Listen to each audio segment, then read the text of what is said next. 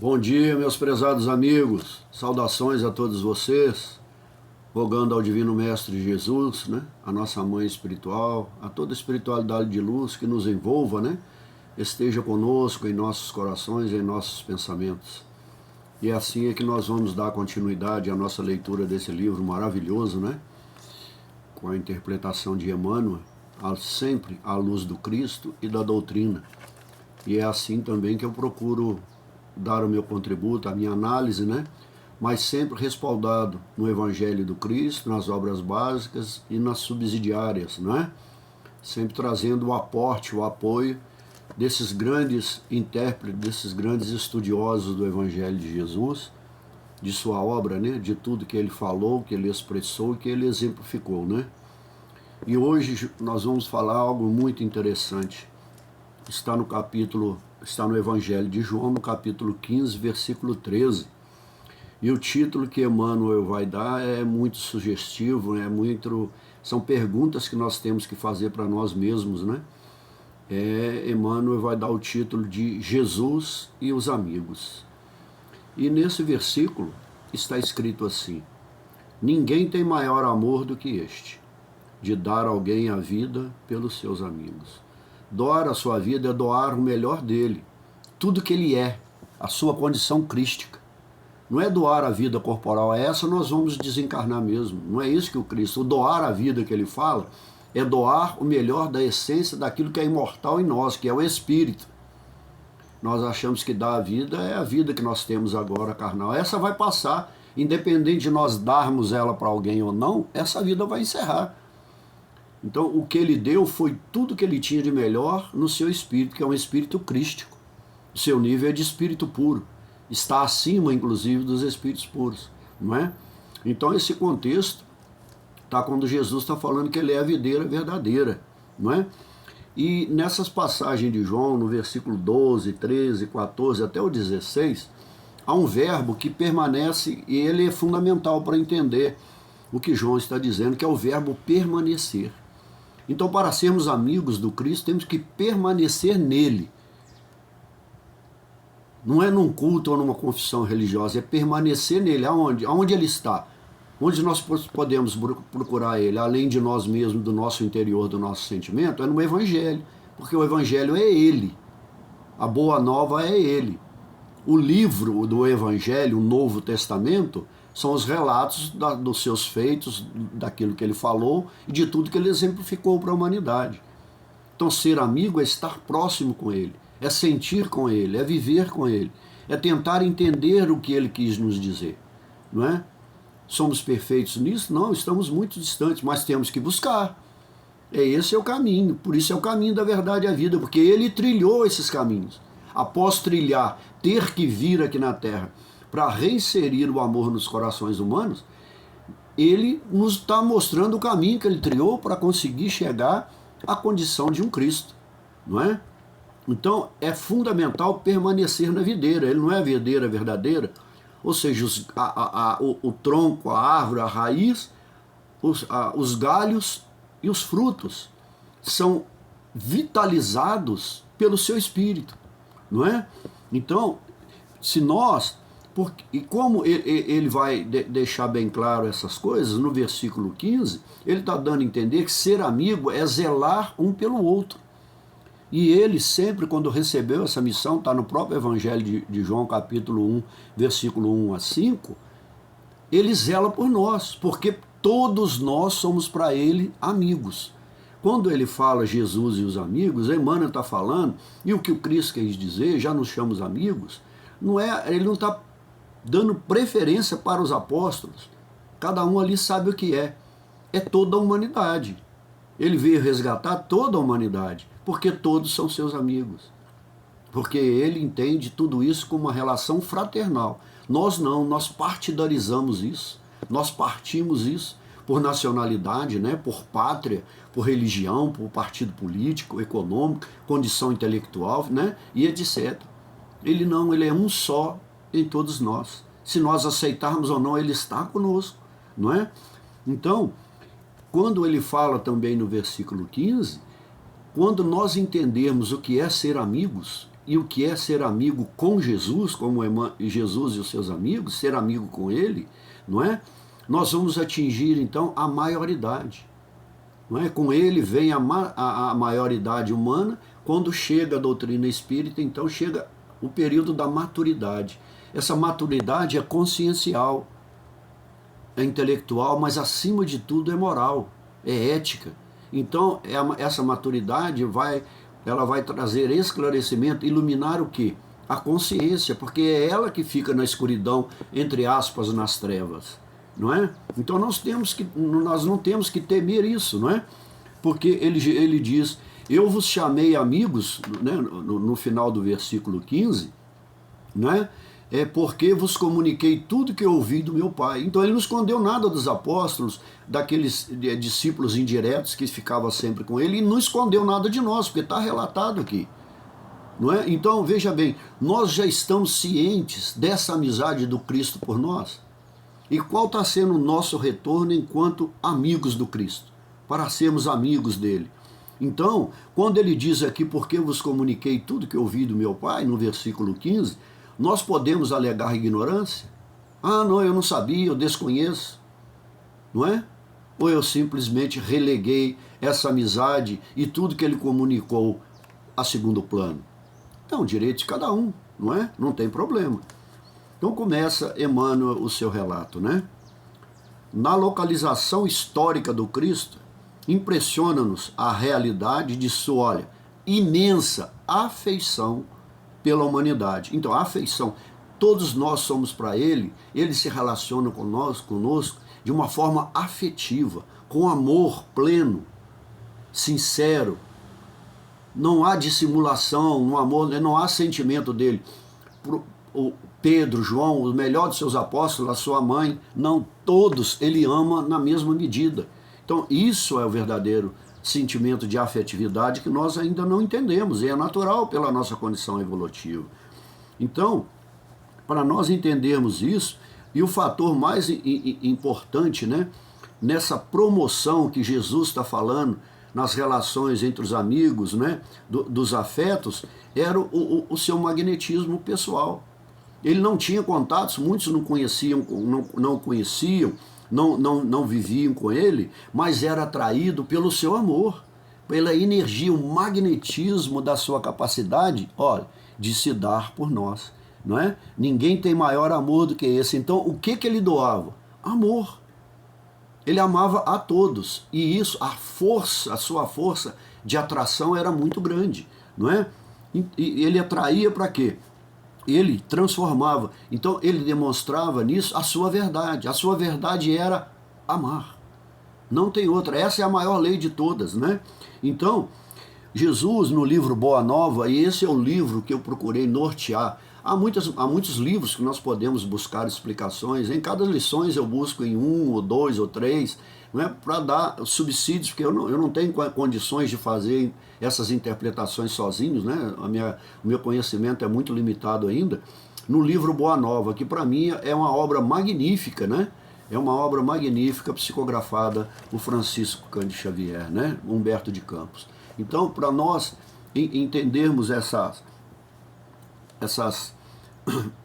todas essas questões que nos trazem muita reflexão, nós podemos entender que Jesus, ao atrair todo mundo com a sua força, o seu magnetismo, Jesus nunca exigiu nada. Ele não exigia, ele transformava. Todos, independente daqueles que o recusavam, se sentiam tocados por ele, por sua energia. Mas os vínculos terrenos, religiosos, políticos e econômicos, sociais, os afastavam disso. Então eles não absorviam aquela energia, aquele vitalismo que nutria o quê? A videira. Então eles preferiam estar distantes da videira, não ser amigos do Cristo. Não é? Então prossegue Emmanuel. Pelos homens, olha, fez tudo o que era possível em renúncia e dedicação, inclusive abrir condição da sua própria vida, da sua condição crística para vir aqui. Olha o que ele se predispôs a fazer por nós. E também se entregou na figura da cruz, que é de fundamental importância para nós entendermos isso, Porque a nossa evolução, o que o Cristo quis nos demonstrar com a cruz, na aceitação dela, que para os homens era loucura, como Paulo diz na sua carta, a verdade, que o caminho da evolução é o martírio como a cruz. Por isso que ele nos diz, pegue a sua cruz e me siga. É um martírio, é difícil. Nós nos libertarmos desses vínculos terrenos é um verdadeiro martírio interno, mas é esse martírio que transforma, não é? Então, olha, ele demonstrou, né, que ninguém, absolutamente ninguém, constrói alguma coisa sem a cooperação de outro, de alguém. Por isso a amizade. A amizade já pressupõe cooperação, fraternidade, reciprocidade, não é? Então, a solidariedade. Agora, imagine se a nossa média de amizade, de entendimento, de compreensão, de fraternidade para com todos fosse assim, nós estaríamos num mundo muito melhor, muito mais saudável, muito mais fraterno de nós vivermos, não é? Então, prossegue Emmanuel, seus atos foram celebrados em assembleias de confraternização e de amor. A primeira manifestação de seu apostolado, Emmanuel vai trazer uma diversidade dos relatos em frases muito sucintas de várias passagens do Evangelho. Ao ler aqui, vocês vão saber do que ele está falando. Em assembleias de confraternização e de amor. A primeira manifestação de seu apostolado verificou-se na festa jubilosa de um lar, não é? Fez companhia aos publicanos, sentiu sede da perfeita compreensão de seus discípulos. Era amigo fiel dos necessitados, que se socorriam de suas virtudes imortais. Através das lições evangélicas, nota-se-lhe o esforço para ser entendido em sua infinita capacidade de amar. Não é? Quando fala ali a festa jubilosa do lar, nós estamos falando das bodas, que logo está no capítulo 2 de João, não é? Então, o que nós podemos entender disso, né? Nós estamos valorizando, né, esse esforço dele para que nós nos tornemos seus amigos, porque ele é nosso amigo. Não é? É isso que Emmanuel está tentando nos explicar, esse esforço e as suas bênçãos. Não é? Aquilo que ele está nos doando, ou seja, o seu carisma, os seus dons, não é? Que ele está nos doando, a sua dádiva, a sua graça. Então, esse esforço está valendo a pena? Nós podemos entender que não, mas para ele está. Ele nunca desistirá de nós. De nos nutrir se nós permanecermos. Mas ainda que não, esses que se afastaram dele, são esses que ele mais se aproxima para atraí-los no caminho do bem, da verdade e da vida, né? Muitos encontram nele o que buscavam. Muitos encontram. Cada um na sua média. Porque temos também uma diferença de compreensão desses fatores. Porque cada um de nós estamos num estágio evolutivo. Estamos em diferentes condições, não é? Então, a compreensão e o amor fraterno é o que vai nos dar essa condição plena para compreender o que ele está dizendo, o que ele está querendo se referir, ao que nós devemos fazer enquanto amigos que somos uns dos outros, não é? Porque tudo que ele ouviu do Pai, ele nos deu a conhecer. O que ele nos deu a conhecer? O padrão da capacidade de amar que ele tem. Por isso que ele é amigo. Ele doa tudo para os amigos, ele não guarda nada para si. Ele doou e doa e continua doando e doará infinitamente tudo. Tudo. Ele abre mão de tudo, porque ele é absolutamente livre, porque ele não tem necessidade de mais nada. Ele é pleno em Deus, não é? Ou seja, então, o que ele conhecer os padrões que nós não conhecemos ainda, da espiritualidade maior. Que os espíritos que já estão numa condição superior, aqueles que estão pleiteando a condição de espíritos puros, já são amigos do Cristo. Não por vínculos religiosos ou confissões religiosas, são vínculos pela afetividade, pela amizade. Esse é um elo que não se desfaz mais, são correntes que se anelam e não se arrebentam mais. Não há aborrecimento, não há vicissitude, não há tropeço, não há obstáculo que rompe esses vínculos de amizade, porque estaremos uns com os outros, ajudando uns aos outros, servindo uns aos outros, né? Então, o que Jesus está falando. Mas a compreensão que nós temos que entender não é algo que nós devemos criar e improvisar diante de algumas situações que nós estamos vivendo. Nós temos que ir construindo sem improvisar, porque tudo isso é obra do tempo. Nós não estamos aí no mundo de provas e expiações, que já passou X bilhões de anos, agora estamos pleiteando uma morada num mundo regenerador, mais saudável, mais salutar para que nós podemos viver. Isso demora. E isso exige o quê? Se nós tivermos quando nós temos amigos verdadeiros, os amigos já repararam que quando nós estamos nessa companhia, a gente está em harmonia. E a gente vê que a colaboração é mútua, porque a gente entende que se eu precisar daquele amigo e ele de mim, nós serviremos uns aos outros. Mas isso deveria se referir a toda a humanidade. Haver uma completude, a unidade caminhando, a multiplicidade caminhando para a unidade, não é?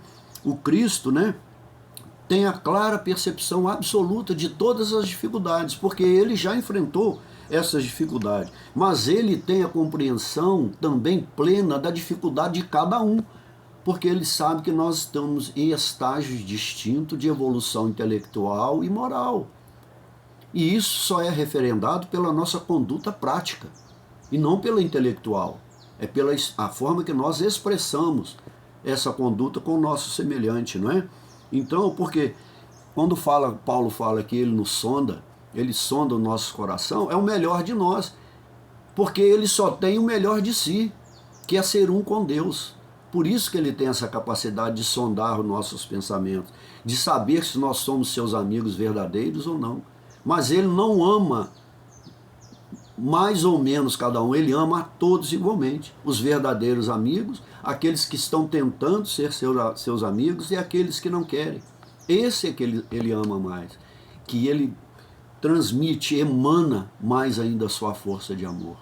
Não é? Porque ele não diz que nenhuma ovelha ficará para trás, todas serão recolhidas ao redil do Pai, não é? Mas ele aguarda tudo para o momento certo. Todos nós vamos cair em si como filho pródigo e olhar de volta e voltar para o Pai, pelo amor ou pela dor, né? Então, o que Emmanuel está deixando bem claro aqui na sua interpretação, que o Cristo, ele tem a sua potencialidade é plena.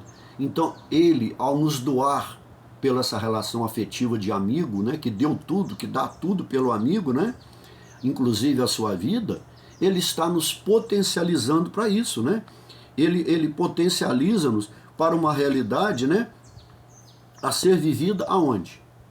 Aqui e no reino de Deus.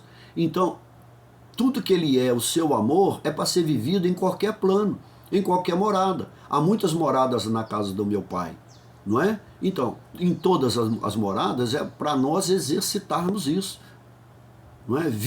Nos vitalizarmos da videira que é o Cristo Jesus, não é? É aqui e no agora, ou seja, o reino de Deus, em todos os planos, o corpóreo e o incorpóreo. Como espírito, nós partiremos e temos também que nos portar dessa mesma forma. No livro Boa Nova, nós temos uma colocação lá que ela é belíssima. Todas as expressões evangélicas têm entre nós a sua história viva. Na medida que nós vamos evoluindo, a história evangélica é a história da narrativa de tudo que o Cristo fez e o que ele é, da Boa Nova. Não é? Vai chegar um momento em nós que somos reencarnacionistas, em cada fase que nós encarnamos aqui, nós tivemos uma vivência onde nós estivemos, mas a média que nós vamos, na medida que nós vamos encarnando e desencarnando, nós vamos, essa vivência evangélica vai se tornando viva em nós. É a seiva do Cristo que nós estamos recebendo. É isso que é vivenciar, é isso que é permanecer na videira. Então prossegue Emmanuel. A última ceia representa uma paisagem completa de afetividade integral, não é? Porque Jesus, a maioria dos exemplos de Jesus é na partilha, é na mesa, é o doar. Dava graça ao Pai e doava a todos aqueles que estavam com ele. Ele doou misericórdia de forma plena, doou o alimento material e o espiritual de forma plena, não é? Então, olha, ele lava os pés aos discípulos e ora pela felicidade de cada um, inclusive de Judas, inclusive dele. Ele se apiedava da escolha que Judas tinha que fazer, não é? Então, o Cristo, ele nos mostrou que uma compreensão ampla, porque ele tinha uma visão de tudo, né? Que a amizade apenas sobrevive no clima da caridade, do amor, da compreensão, do entendimento, da misericórdia, da forma que nós temos de nos apiedar daquele outro e não julgar, ser preconceituoso, elitista, excludente, sermos indiferentes pelo outro, odiar aquele que escolheu um determinado tipo de vida, tem as suas escolhas na área política, na área econômica, na área social, cultural, etc, etc. São todos caminhando num mundo que diverge de opiniões. E quem somos nós para julgar? Nós temos essa visão plena que o Cristo tem, é só cada um perguntar para si, né? E essa caridade, ela só vai definir como? Na palavra, como eu estou falando aqui? Não. Ela só se define, ela só se ratifica, ela só é corroborada na prática, na ação. Falar não resolve nada. Falar não resolve nada. Na prática concreta, nas relações de amor. Sempre dentro dos parâmetros da lei da reciprocidade, não é? Do amor, né? De um para com os outros. Isso aqui está lá, por isso que esse livro é belíssimo, também psicografado por Francisco Xavier. Olha o título do livro, Convivência. Não é? Essa perguntaram para o Chico qual a manifestação mais bela que ele tinha da arte. O Chico falou, todas elas são belíssimas, as que são elencadas lá, mas a arte da convivência humana, para mim, é a mais plena. O dia que nós nos tornarmos grandes artistas na área da convivência humana, nós seremos felizes, não é? Então, ele tentou, ou seja, não só os apóstolos, que ele formou aquele corpo apostólico, os discípulos indiretos e a humanidade. Então, ele tentou congregar todos os corações sinceros e de boa vontade, para trilharmos juntos com o amigo. Mas não houve a boa vontade, muitos tiveram má vontade, muitos não se dispuseram a trilhar esse caminho que é difícil. Principalmente naquela época, como que um judeu, um fariseu, um doutor da lei, um saduceu, como que um judeu ia compreender e amar um samaritano, o samaritano amar um judeu, amar os gentios, os doentes, os leprosos, que esses eram excluídos, o romano amá-los e eles amaram os romanos. Então a má vontade que nós tivemos não foi causada pela a falta de nutrição do amor em permanecer o Cristo. A má vontade é por causas humanas, de preceitos elitistas e preconceituosos humanos. Não é por falta de vontade e da força do amor do Cristo, não. A causa somos nós. Nós escolhemos isso.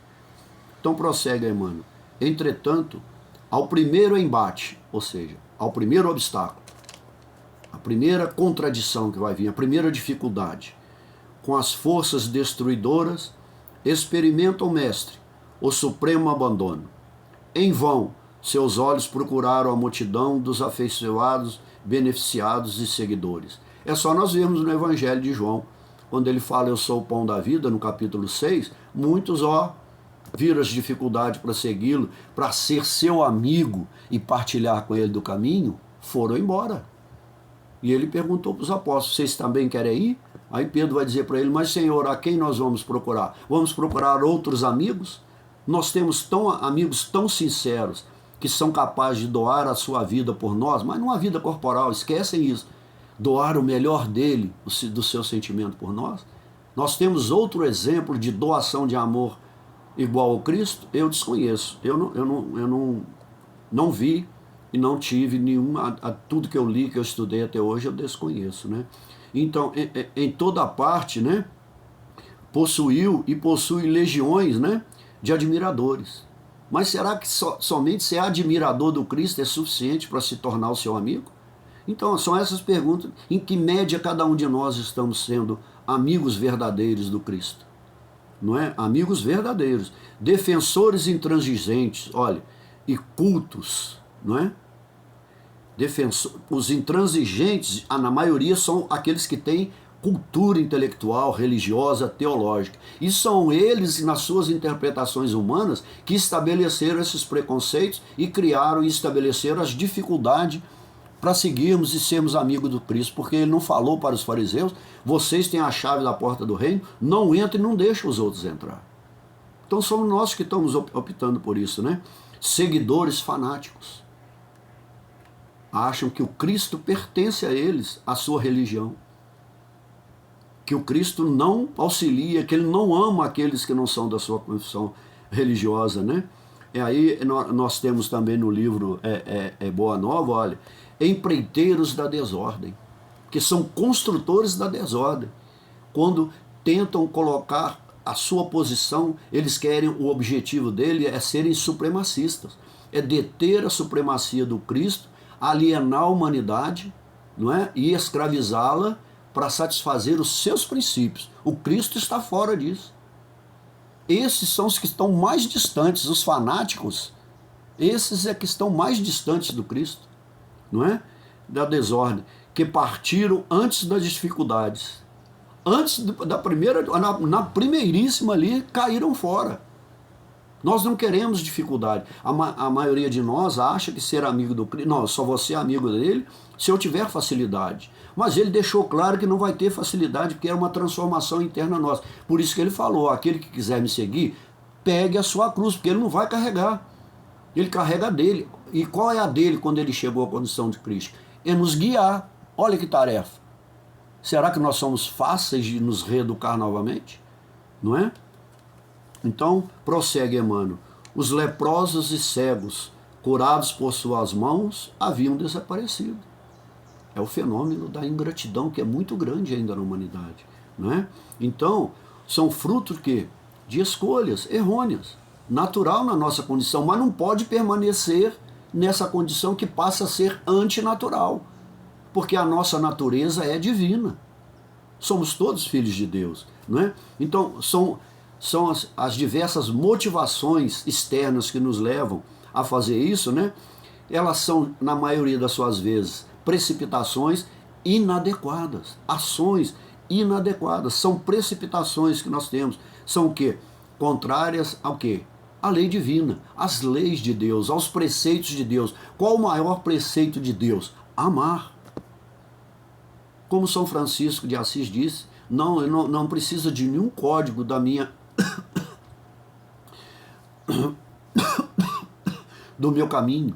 A única lei que tem no meu caminho é o amor, não é? Então, nós nos tornamos impermeáveis à sua vontade e desígnio. Ou seja, o que é se tornar impermeável? Por mais que ele tenta nos atrair, é como a água numa capa impermeável, como ela bate e escorre.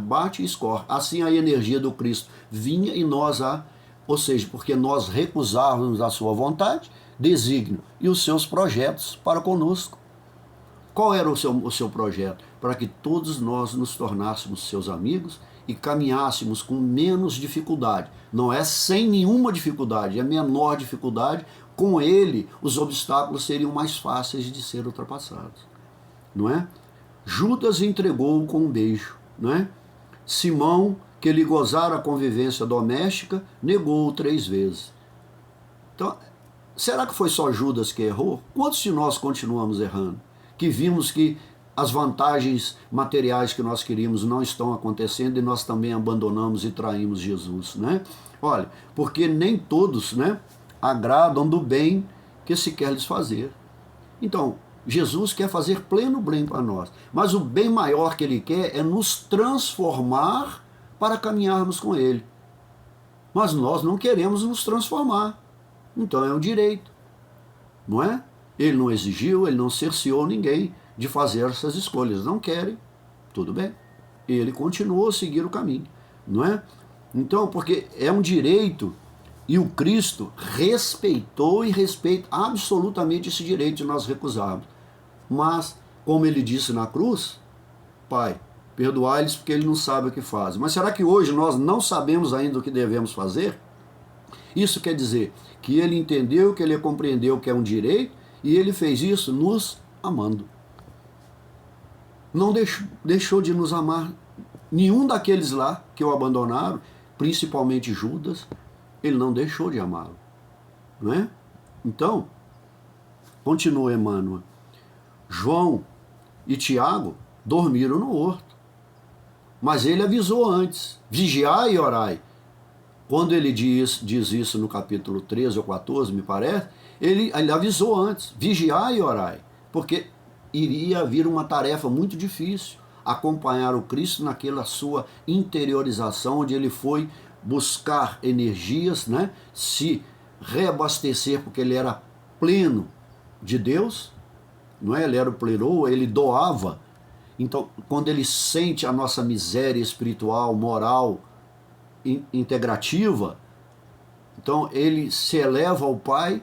Imagina a energia que não estava naquele local, não é? A força. Então, qual a lição que a gente pode tirar disso, né? Agradar a todos, né? É marchar pelo caminho largo. Então, se Cristo quisesse agradar a todos nós e ser não um amigo verdadeiro como ele era, mas um falso amigo, ele nos oferecia a porta larga do mundo, a mundaneidade, o materialismo, a materialidade, as paixões da carnalidade humana. Aí todos nós iríamos ser amigos do Cristo. Ninguém ia recusar. Ninguém ia recusar. Agora, como a proposta dele é vencer isso, alguns de nós ainda não aceitamos. Estamos começando a entender isso e querer aceitar. Mas ainda há muita dificuldade e obstáculos, né, a enfrentar. Onde estão, né, na Boa Nova, né, o caminho largo? Onde estão as mentiras da convenção?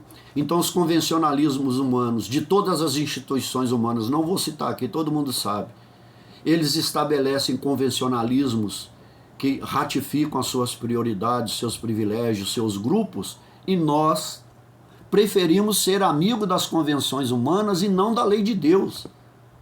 Queremos o quê? Quem sai do tronco da seiva verdadeira somos nós. São as folhas secas que caem. As que aceitam, as que permanecem na videira e querem a amizade do Cristo, mas ainda estão começando nessa amizade e não caem mais. Permanecem vitalizadas. Não é? Então isso também está no livro Boa Nova. Os demais, olha, preferiram estacionar. Essa aqui é pior ainda. A estagnação evolutiva. Em acordos apressados com as acusações injustas. Mesmo depois da ressurreição. Olha, Tomé exigiu-lhe sinais. Precisa falar mais alguma coisa? Está bem entendido. Então, nós precisamos o quê? Quando nós estamos falando um com o outro, quando nós estamos ouvindo do Cristo, principalmente quando nós tentamos ouvir Ele falar dentro de nós, né? Então, é preciso entender, quando ele fala os demais preferiram, né? É preciso aprender a ver, ouvir e sentir as suas dádivas. Dádivas o quê? As dádivas divinas, a sua graça, aquilo que ele doa por nós, né? Que margeiam os nossos caminhos. Porque se nós não estamos andando no caminho reto da verdade da vida, nós estamos pegando a margem. Mas mesmo na margem do caminho, ele está nos atraindo para pegarmos o caminho verdadeiro, né, dos nossos caminhos, né? Ou seja, que não sabemos aproveitar. Passamos perto da videira, em vez de ficarmos próximo delas, nos afastamos, aproximamos, nos afastamos, até que um dia nós venhamos, né, a tomar uma decisão. Então, nós temos perspectivas diferentes. Ainda achamos que há opções diferentes de caminhar, margeando o caminho, tentando dar um salto, passar na frente dos outros, e não há essa possibilidade, né? Então, no sentido positivo, que somos nós que baixamos essa autoestima, dessa boa vontade, que nós nos desanimamos, nós entramos no campo do desânimo, né? Então, com a partida do Cristo. Mas ele nunca partiu. Ele continua conosco em espírito, ele é pleno em cada um, em todos, sendo cristãos ou não, de qualquer nação, povo ou religião, não é? Por isso, né, é indispensável, né? Isso aqui também está no livro Boa Nova, não entrar no labirinto das lamentações. Nós vamos lá, nos nutrimos um pouquinho da seiva que é o Cristo e voltamos para o mundo para praticar o mal. E aí o mal sempre dá errado. Ele dá certo uma vez, duas, mais uma hora nós caímos. E aí o culpado é o Cristo. Mas por que ele não é o culpado? Porque ele não nos vitaliza para praticarmos o mal. Não, de forma alguma. Nesse aspecto ele não é amigo. Ele sente, ele sofre, ele se apieda dessa escolha errônea que nós fazemos. Por isso que ele tem amor pleno dentro de si. Não é? Ou seja, censurar é ferir e queixar-se, né? É perder tempo, não é? Perdoa e ajuda os outros quando puder. Então, olha que interessante essa colocação. Porque prossegue Emmanuel, quando estiveres na porta estreita, porque ali o retorno é difícil, é o caminho do retorno que o filho pródigo fez, não é? Mas Deus, que é o Pai, estava lá, quebrou inclusive as regras e correu para receber o filho. Assim todos nós seremos como fizemos a escolha correta, olha, dilatando as conquistas da vida eterna. Então, cada ação boa que nós fazemos, Cristo amplia a sua doação de energia, de força, não é? Que nos vitaliza para permanecermos e continuarmos na videira, porque Ele é a videira verdadeira, né? Então, as lamentações de censurar, nós não entendemos isso, não é? Então, olha, não aguardes teus amigos, não te compreenderiam, no entanto, não deixes de amá-los, são crianças, e toda criança teme e exige muito. Olha a leitura que Emmanuel está fazendo aqui, meus amigos. Ele está falando, não aguarde seus amigos. Porque se eu quero mudar, se eu quero me transformar, eu não posso aguardá-los, eu tenho que segui-los. Mas de forma alguma deixar de amá-los. Porque quando eu seguir e me estruturar e me tornar um amigo do Cristo, ainda que não um amigo perfeito, eu vou entender que eu tenho que voltar para buscar aquele amigo. Mas aquele amigo lá é 1, é 2, é 3 ou 10 que nós temos, não, é a humanidade. O dia que todos aqueles que já atingiram o plano do mundo regenerador, do mundo superior, estão trabalhando para isso, porque já entenderam que são nossos irmãos, não é? Então, nós não devemos perder tempo, de forma alguma, né? Como Abigail fala lá no livro Paulo Esteves, né? Nós temos que perdoar e ajudar, caminhar, trabalhar sempre, aguardar, ser paciente, né? Então, ajudar, ou seja, quando puder. Se não pudermos em tudo, ajudemos naquilo que nós podemos fazer. Será que não podemos doar um bom pensamento? Uma força de amor pela via do pensamento? Não é? Ou seja, quando nós não tivermos, se nós conseguirmos pelo menos nos silenciar nas lamentações, porque no livro Religião dos Espíritos, psicografado por Chico, pelo Espírito de Emmanuel, nos diz, o silêncio em serviço é prece que fala. Essa frase é magnífica.